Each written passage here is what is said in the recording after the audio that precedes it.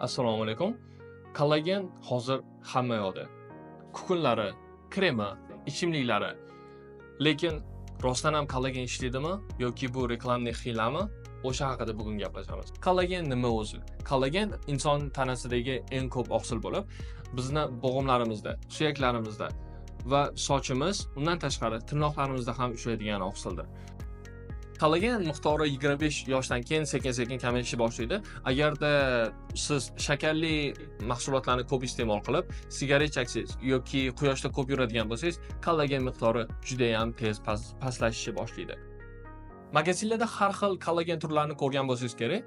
Ular asosan 3 ga bo'linadi. Birinchisi baliq, ikkinchisi tovuq va uchinchisi sigir kollagenlari bo'ladi.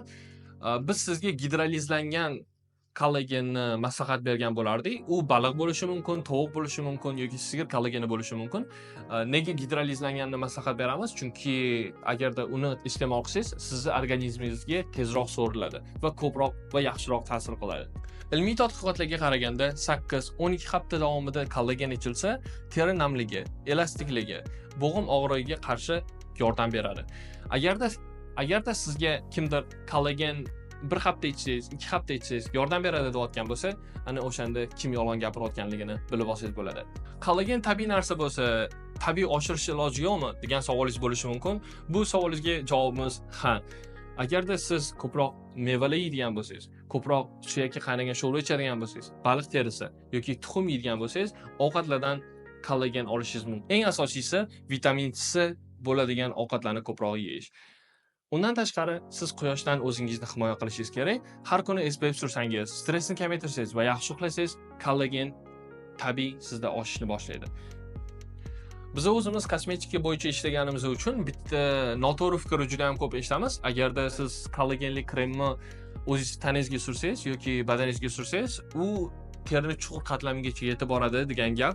Bu albatta noto'g'ri. Nimaga? Chunki kollagen zarrachalari juda ham katta, terini chuqur qatlamiga yetib borish uchun. Bu kollagen yordam bermaydi degani emas. Kollagen albatta yordam beradi.